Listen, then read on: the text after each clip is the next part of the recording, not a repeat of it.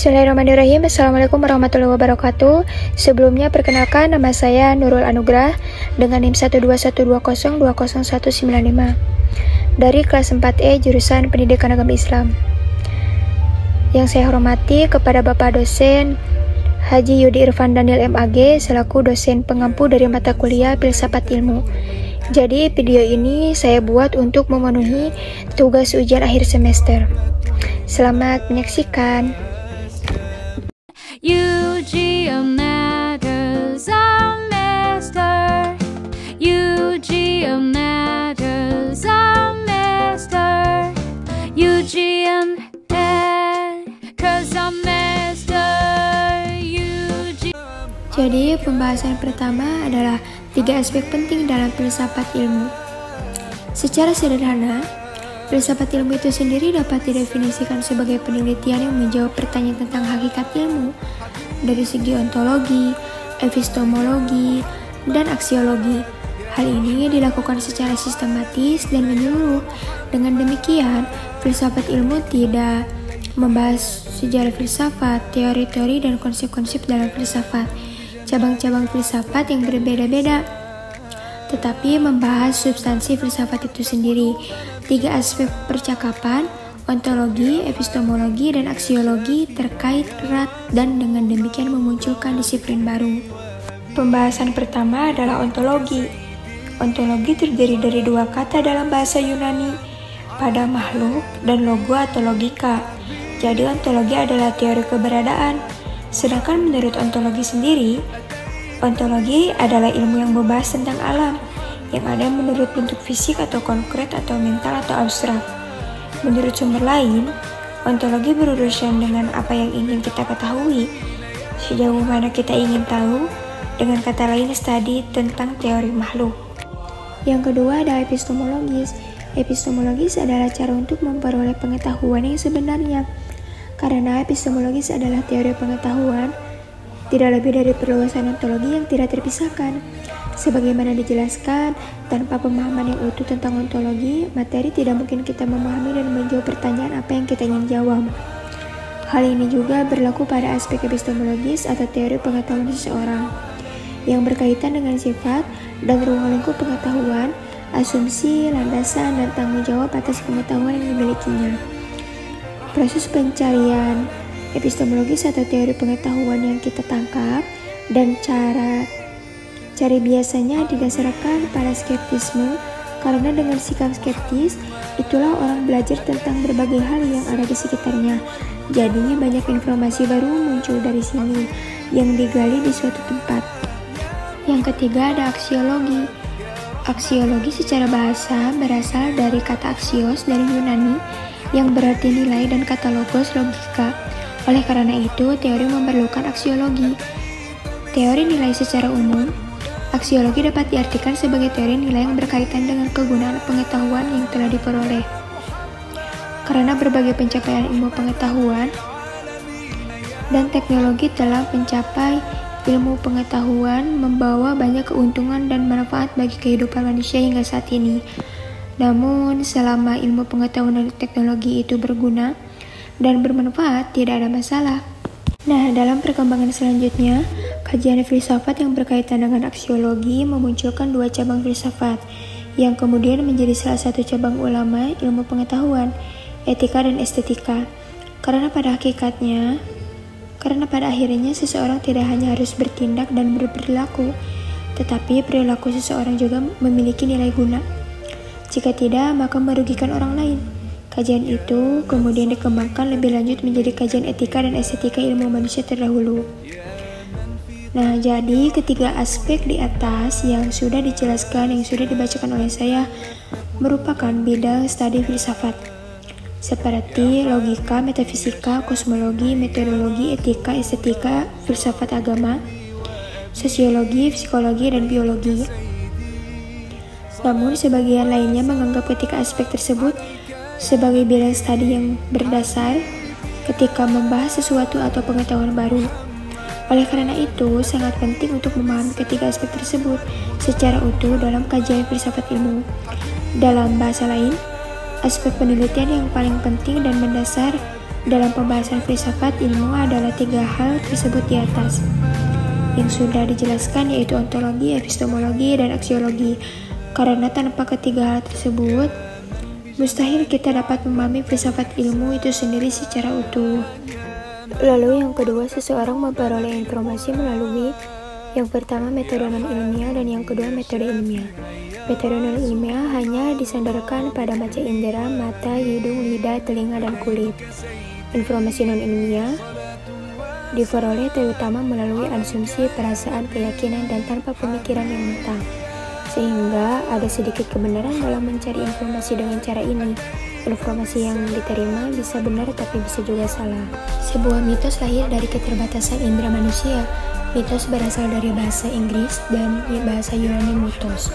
Artinya suatu kepercayaan yang dipahami dengan baik dan mengacu pada cara hidup suatu kelompok atau tatanan sosial tertentu. Misalnya kusta adalah kutukan, padahal kusta bukanlah kutukan dan dapat disembuhkan. Penyebabnya adalah Mycobacterium lepra.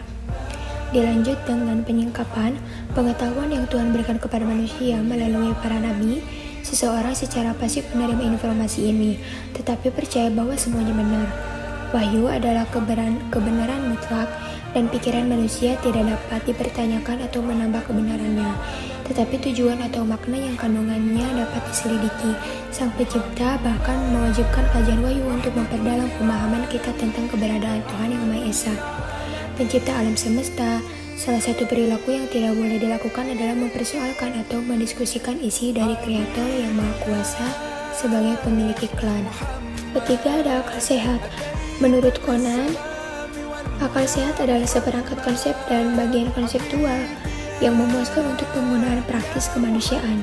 Konsep adalah kata yang diungkapkan secara abstrak dan dapat digeneralisasikan untuk hal-hal tertentu. Akal sehat ini bisa merujuk pada hal yang benar, tapi bisa juga menyesatkan. Misalnya pada abad ke-9, menurut akal sehat banyak penyidik, hukuman adalah alat pendidik yang paling penting. Bukti ilmiah membantah kebenaran akal sehat. Penelitian di bidang fisiologi dan pedagogi menunjukkan bahwa hukuman bukanlah alat untuk pengasuhan, melainkan penghargaan. Yang keempat, ada prasangka. Informasi akal sehat cenderung mengikuti kepentingan penulis, mengarahkan orang untuk melaporkan hal-hal tertentu yang terlalu luas, dan biarkan akal sehat itu diterjemahkan menjadi prasangka. Prasangka adalah asumsi yang mungkin benar atau mungkin salah. Prasangka sering menyebabkan orang membuat keputusan yang salah atau menarik kesimpulan. Prasangka buruk adalah penilaian buruk tentang seseorang atau sesuatu. Orang yang memiliki prasangka tidak memiliki kehidupan yang damai dan bahagia. Prasangka yang baik terdiri dari menilai seseorang atau sesuatu dengan baik. Penilaian yang baik sama dengan berdoa atau berharap. Dilanjut yang kelima, penemuan peluang. Beberapa informasi awalnya ditemukan secara tidak sengaja, yang lainnya sangat berguna. Contohnya adalah penemuan kita sebagai obat malaria. Seorang musafir menderita malaria melalui rawa karena haus dan minum dari air rawa. Namun air rawa itu terasa pahit karena di dalamnya terdapat pohon kina besar yang remuk atau kering yang tumbang. Ternyata demam yang dideritanya berangsur-angsur mereda setelah meminum air tersebut. Penemuan kebetulan penting lainnya adalah penemuan Newton tentang hukum gaya yang menembus alam semesta dan semua benda langit lainnya. Penemuan Archimedes tentang daya angkut air dan penemuan Fleming tentang obat penisilan, semuanya berdasarkan penemuan kebetulan. Dan yang keenam, ada penemuan percobaan. Metode ini merupakan rangkaian percobaan atau percobaan acak yang tidak didasarkan pada teori yang sudah ada sebelumnya, sehingga tidak mungkin untuk memastikan pemecahan masalah atau masalah yang diketahui. Metode ini mengajarkan orang untuk aktif mencoba, bahkan ketika keberhasilan usaha mereka tidak pasti. Upaya pertama yang gagal diulangi pada upaya berikutnya dengan perbaikan berdasarkan pengalaman sebelumnya. Oleh karena itu, metode ini membutuhkan elemen pembelajaran dengan peningkatan pengalaman, yang tentunya membutuhkan investasi, waktu yang lama, dan biaya yang relatif tinggi. Lalu ada metode ilmiah.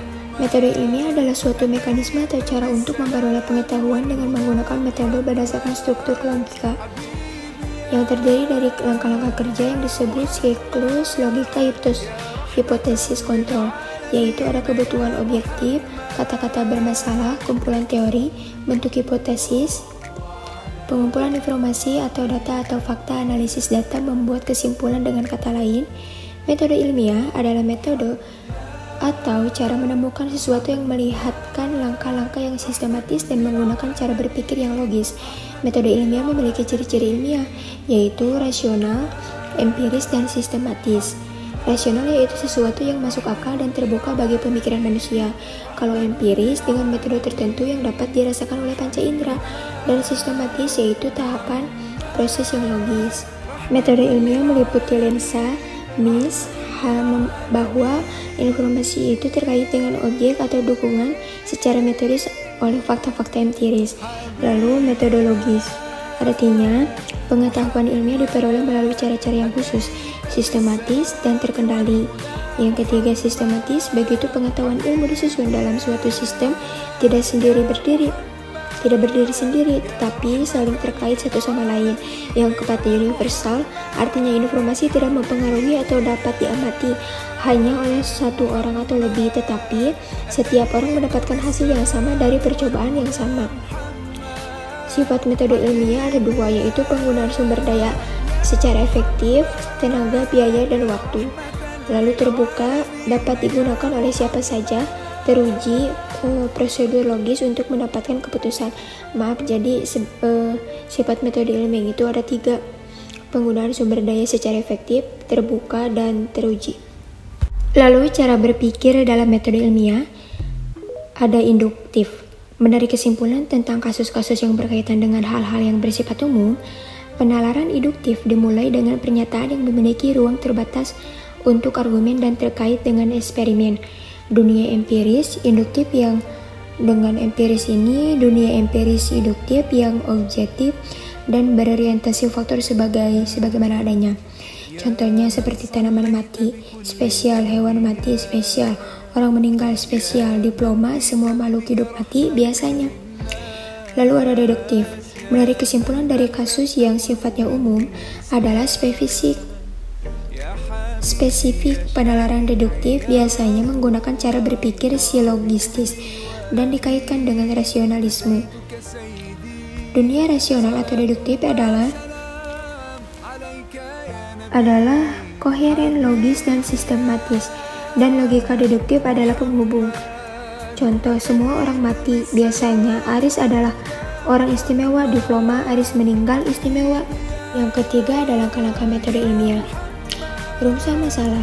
Masalah menyatakan bahwa ada hubungan antara beberapa variabel atau lebih. Soal dapat dicoba dan dipecahkan serta dipecah menjadi pertanyaan singkat, padat, dan jelas. Masalah dirumuskan dalam bentuk kalimat tanya yang merupakan hasil observasi.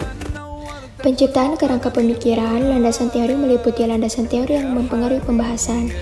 Prinsip-prinsip teoritis sangat membantu penulis dalam membahas masalah yang diteliti. Artinya, kerangka teori harus mampu memberikan gambaran tentang teori kerja yang melatar belakangi proses penelitian bentuk hipotesis. Hipotesis adalah asumsi sementara. Hal ini dapat dipadukan dengan rumusan masalah yang telah dirumuskan. Pernyataan hipotesis dirumuskan dalam pernyataan sederhana dan jelas berdasarkan klaim atau informasi yang teliti dari atau membaca sumber atau fakta. Hipotesis ini harus didukung secara teoritis. Sistematis, para filsuf dan ilmuwan sepakat bahwa sains adalah pengetahuan atau kumpulan pengetahuan yang terorganisir secara sistematis. Karakteristik sains yang sistematis menunjukkan bahwa sains adalah sekumpulan pengetahuan dan data yang diorganisasikan ke dalam tubuh pengetahuan yang menghubungi saling ketergantungan dan ketergantungan. Proporsionalitas tersebut di atas disebabkan oleh suatu asas keteraturan tertentu dan kemudian yang bersangkutan secara empiris, bahwa indikator itu akan diperoleh secara langsung atau tidak langsung dari Adapun tujuan bahwa sains mengacu pada bentuk pengetahuan yang bebas dari prasangka pribadi dan perasaan subjektif dalam bentuk suka atau tidak suka pribadi. Sains harus hanya berisi pernyataan dan informasi yang secara langsung atau akurat menggambarkan fenomena yang diteliti. Objektivitas ilmu mensyaratkan bahwa pengumpulan informasi harus sesuai dengan subjeknya. baik objek material maupun formal, yang terdistorsi oleh keinginan dan kecenderungan subjektif peneliti. Analisis bahwa ilmu pengetahuan bertujuan untuk mempelajari, menelaah, dan menguraikan suatu pokok kebahasan menjadi bagian-bagian yang terperinci untuk memahami berbagai sifat hubungan dan peranan bagian-bagian itu. Upaya menata atau membagi mata pelajaran bundaran menjadi bagian-bagian selalu membagi disiplin menjadi cabang-cabang dengan tujuan yang lebih sempit. Masing-masing cabang ilmu tersebut membentuk aliran pemikiran ilmiah baru berupa disiplin ilmu yang dikembangkan lebih lanjut ke arah spesialisasi keilmuan. Autentikasi bahwa ilmu pengetahuan mengandung kebenaran-kebenaran yang dapat diperiksa atau diuji atau verified dalam rangka memvalidasi atau validate dan mengkomunikasikan kepada orang lain. Kemampuan membuktikan kebenaran verifikasi tersebut di atas merupakan ciri utama ilmu pengetahuan mutakhir. Agar pengetahuan diakui sebagai ilmu sejati, ia harus dapat diverifikasi dan berbagai perspektif dan pada akhirnya diakui kebenarannya. Pada dasarnya ada 3 cara berpikir ilmiah, yaitu bahasa sebagai alat berpikir ilmiah, matematika sebagai alat berpikir ilmiah, dan statistika sebagai alat berpikir ilmiah. Bahasa ilmiah berfungsi sebagai media untuk menyampaikan alur pemikiran melalui proses berpikir ilmiah. Hasanah pengetahuan ilmiah atau sciency, English sciency dan Latin scientia, berasal dari scire, memiliki arti ganda yaitu mengetahui, you know, dan to know, dan untuk belajar, to learn. Apakah aspek pengetahuan yang pertama mengacu pada aspek ilmu yang statis, yaitu hasil berupa pengetahuan yang sistematis? Sisi lain merujuk pada dinamika ilmu sebagai proses aktivitas metodis. Sisi lain ingin menunjukkan bahwa ilmu sebagai pembelajaran bukanlah penantian yang pasif, melainkan usaha aktif untuk menggali, mencari, mencapai untuk menggali, sampai ilmu tercapai secara utuh, objektif, valid, dan sistematis.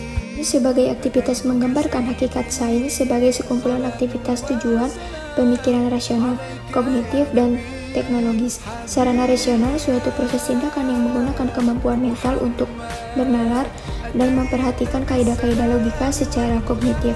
Aktivitas berpikir terkait identifikasi, persepsi, konstruksi pemahaman secara terstruktur untuk memperoleh pengetahuan dan sumber daya teologis. Proses pemikiran dan penyelidikan yang mengarah pada pencapaian tujuan tertentu. Misalnya, kebenaran, pengetahuan, dan memberikan pemahaman. Penjelasan, prediksi, pembimbing, dan aplikasi. Setiap ilmuwan melakukan semua ini sebagai bagian dari penelitiannya, studinya atau pengembangan ilmiahnya.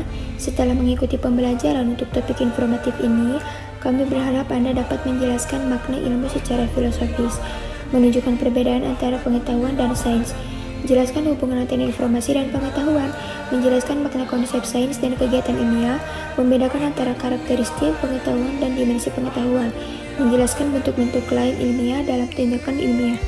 Yang keempat, bagaimana ilmu pengetahuan dapat dikembangkan? Ilmu berkembang atas dasar 3 hal, yaitu apa ontologi, bagaimana epistemologi, dan untuk apa aksiologi. Sains diharapkan tidak hanya untuk memecahkan masalah manusia, tetapi juga mampu memprediksi dan mengendalikan fenomena. Perkembangan ilmu pengetahuan terkait nilai atau bebas nilai. Perkembangan ilmu pengetahuan dapat didiskusikan dalam 2 paradigma. Paradigma pertama, bahwa sains tidak berharga didirikan oleh paradigma rencana terbuka kemajuan ilmiah atau struktur revolusi ilmiah. Pada paradigma lain, yaitu paradigma perkembangan ilmu pengetahuan, pengembangan pengetahuan berdasarkan program penelitian. Disintesis dari 2 paradigma ini, masing-masing dialektika perkembangan pengetahuan tersebut diuraikan di bawah ini: pengembangan ilmu berbasis nilai. Berdasarkan pandangan para nilai, pendekatan kuantitatif memandang segala sesuatu sebagai tidak bernilai, objektif, dan apa adanya. Sebaliknya, pendekatan kualitatif mengantisipasi bahwa segala sesuatu tidak pernah sia-sia, termasuk peneliti subjektif itu sendiri. Apa berdasarkan metode penelitian kualitatif dan kualitatif. Kedua metode ini digunakan untuk menentukan pertanyaan penelitian. Metode penelitian kualitatif cenderung berfokus pada data numerik, dengan menggunakan instrumen atau alat ukur tertentu, sedangkan metode kualitatif bertujuan untuk mendeskripsikan data analitik secara naratif. Montgomery Watt mengatakan bahwa Islam itu terbuka pengembangan agar proses asimilasi budaya dapat berjalan dengan baik. Masalah ini terlihat ketika peradaban Arab digabungkan dengan peradaban Romawi. Persia atau Romawi Yunani dapat menciptakan peradaban baru berdasarkan semangat Islam wajah dan nilai-nilai yang memancarkan Islam dan belum pernah terlihat sebelumnya. Di samping oleh karena itu, apresiasi Islam terhadap kebebasan akal memberi jalan untuk bekerjativitas ilmiah yang begitu luas sehingga aktivitas intelektual Muslim tidak dimonopoli hanya setelah era kekhalifahan, tetapi dibuka sebanyak-banyaknya sebagai sumbangan secara konkret dalam pembangunan peradaban manusia selanjutnya. Peradaban Islam memiliki warna tersendiri, meski tidak membangun tembok kebelantara Muslim dalam Muslim, karena Muslim pada umumnya ingin mencoba sesuatu cara-cara baru dalam mengeksplorasi ilmu pengetahuan secara umum, peradaban dan juga al-hikmah yang ada di negara selain Arab kontinental, ujarnya, terlepas dari sumber dan asal informasi yang mereka terima. Akhirnya, Islami berkembang, dua menjadi harapan, dua menjadi promotor kemajuan yang penting peradaban dunia saat ini. Dari mana muncul keagamaan pengetahuan dan keragaman sosial budaya agama? Yang kelima, jawabannya kontribusi filsafat ilmu dalam penelitian ilmiah, yaitu sebagai landasan pengembangan ilmu atau teori, filsafat ilmu sebagai sarana pengujian penalaran teori ilmiah. Filsafat ilmu mampu menguji, merefleksi, mengkritik asumsi dan metode keilmuan dalam sebuah penelitian ilmiah.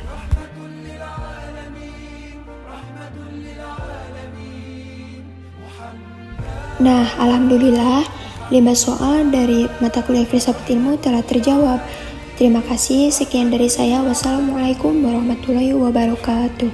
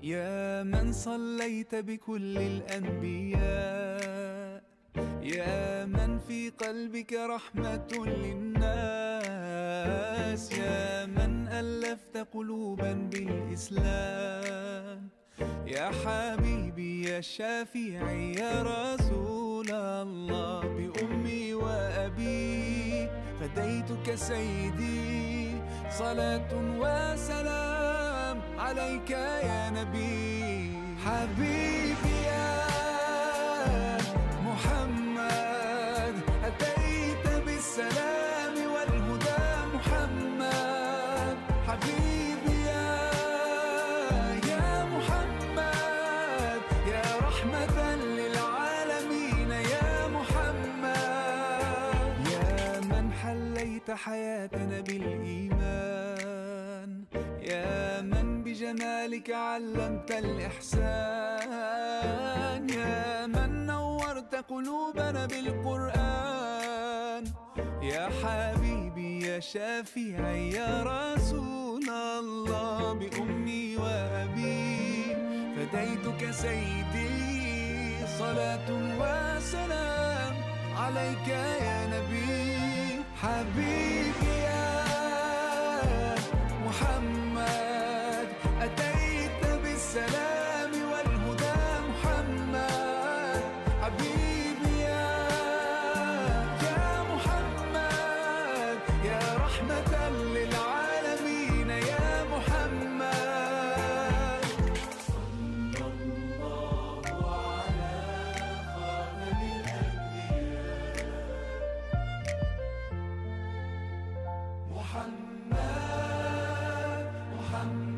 محمد رحمة للعالمين رحمة للعالمين محمد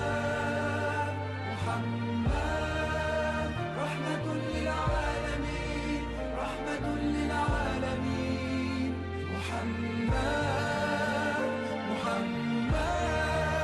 رحمة للعالمين رحمة للعالمين